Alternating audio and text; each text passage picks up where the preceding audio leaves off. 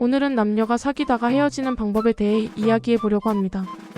헤어짐은 누구에게나 쉽지 않은 일이지만 조금이라도 덜 고통스럽게 그리고 서로에게 상처를 덜 주는 방법으로 헤어질 수 있다면 좋겠죠? 솔직하고 진솔한 대화. 가장 중요한 것은 솔직함입니다. 왜 헤어지려 하는지, 무엇이 문제였는지 상대방에게 진심을 담아 이야기해야 합니다. 막연한 이야기나 둘러대는 변명은 오히려 더 큰 상처를 남길 수 있습니다. 헤어짐을 통보하는 시점과 장소. 갑작스러운 통보는 상대방에게 당황스러움과 혼란을 줄 수 있습니다. 충분한 시간을 갖고 조용하고 차분한 장소에서 대화를 나누는 것이 좋습니다. 공공장소나 사람이 많은 곳은 피하는 것이 좋습니다. 상대방의 감정에 공감하기. 헤어짐을 통보받는 사람은 슬픔, 분노, 배신감 등 다양한 감정을 느낄 수 있습니다. 상대방의 감정에 공감하고 그들의 이야기를 들어주는 것이 중요합니다. 비난하거나 무시하는 태도는 피해야 합니다. 미래에 대한 희망을 주지 않기. 헤어짐을 결정했다면 다시 만날 가능성을 열어두는 듯한 뉘앙스는 피해야 합니다. 상대방에게 희망 고문을 하는 것은 더 큰 고통을 줄 수 있습니다.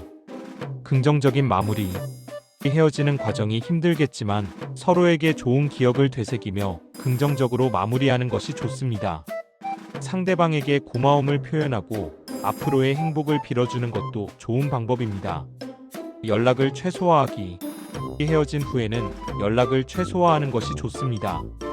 잦은 연락은 서로에게 미련을 남기고 새로운 시작을 방해할 수 있습니다. 특히 술을 마시고 연락하는 것은 절대 피해야 합니다. 서로의 공간을 존중하기. 헤어진 후에는 서로의 공간을 존중해야 합니다. 상대방의 사생활을 침해하거나 주변 사람들에게 험담하는 것은 좋지 않습니다. 서로에게 시간을 주고 각자의 삶을 살아가는 것이 중요합니다. 헤어짐은 슬프고 어려운 일이지만 위에서 언급한 방법들을 통해 조금 더 성숙하고 서로에게 상처를 덜 주는 헤어짐을 할 수 있습니다. 이별 후에도 서로에게 좋은 기억으로 남을 수 있도록 노력하는 것이 중요합니다. 다음엔 남녀가 사귀다 헤어지는 대표적인 방법들에 대해서 알아보겠습니다. 1. 정면 돌파형. 가장 건강함. 솔직하게 말하고 끝내는 방식. 더 이상 감정이 같지 않다는 걸 명확히 말함. 이유를 상대 탓이 아니라 관계의 변화로 설명. 미련 주는 말 안함. 언젠가 다시. 장점. 상처는 크지만 회복이 빠름. 자존감 덜 무너짐. 단점. 말하는 사람도 엄청 힘듦. 성숙한 사람끼리일수록 이 방식. 2. 서서히 시키기형. 제일 흔함. 연락 줄고 표현 줄고 결국 끝.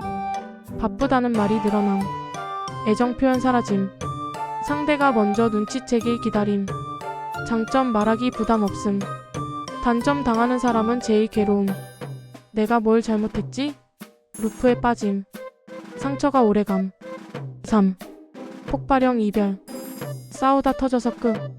쌓였던 불만이 한 번에 터짐. 말이 점점 공격적으로 변함. 서로 상처 주는 말까지 감. 장점 미련은 비교적 적음. 단점. 관계 기억 자체가 망가짐. 자책 또는 분노가 남음. 4. 잠수 차단형. 최악. 아무 말 없이 사라짐. 연락 두절 차단 설명 없음. 장점. 도망친 사람만 편함. 단점. 남은 사람의 자존감 박살. 트라우마로 남는 경우 많음. 이건 이별이 아니라 회피. 5. 미련 남기는 이별. 은근 잔인. 지금은 아닌 것 같아. 너는 좋은 사람인데 내가 문제야. 상대는 기다리게 되고 회복이 늦어짐. 그러면 덜 아프게 헤어지려면 꼭 지켜야 할 3가지를 알아보겠습니다. 1. 이별 이유를 분명히 말하기. 길 필요 없음, 애매함. 2. 희망 고문하지 않기. 나중에 언젠가. 3. 이별 직후 거리두기. 친구처럼 지내자. 대부분 실패. 그럼 이제 현실적인 한 줄 정리를 해보면 좋은 이별은 없지만 나쁜 이별은 선택할 수 있다. 이별은 만남보다 훨씬 큰 에너지가 소모되는 과정입니다. 사랑했던 시간만큼이나 그 끝을 어떻게 맺느냐에 따라 서로의 기억 속에 아름다운 매듭으로 남을지 지우고 싶은 얼룩으로 남을지가 결정되죠. 마지막으로 상황에 따른 가장 현명한 이별의 방법들을 정리해 드립니다. 1. 가장 정석적인 방법. 정중한 대면 이별. 서로에 대한 최소한의 예의를 지키는 방법입니다. 감정이 남아있든 아니든 함께한 시간에 대한 존중을 표현하는 방식이죠. 장소 선정.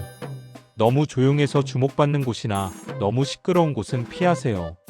적당히 개방된 카페가 좋습니다. 타이밍.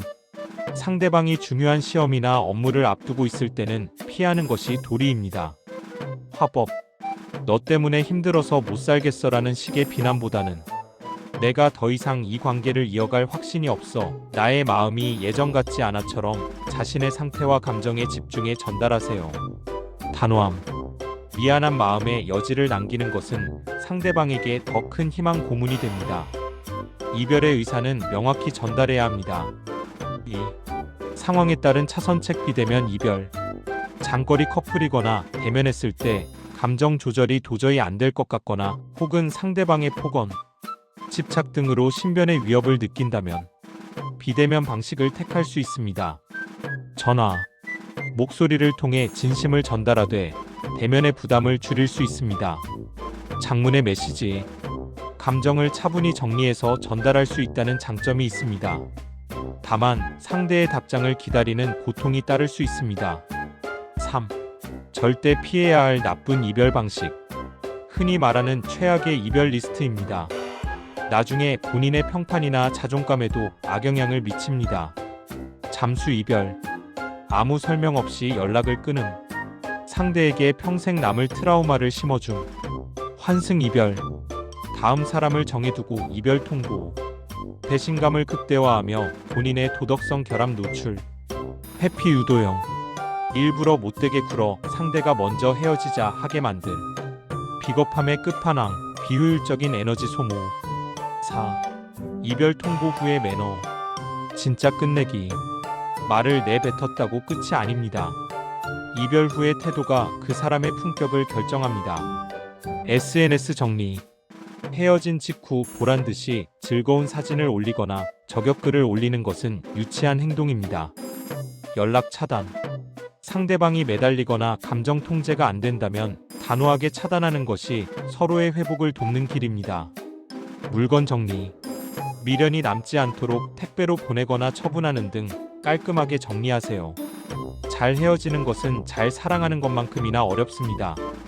지금 이별을 고민 중이시라면 본인의 마음이 일시적인 권태기인지 아니면 되돌릴 수 없는 확신인지 먼저 스스로에게 물어보는 시간이 필요할 것 같아요.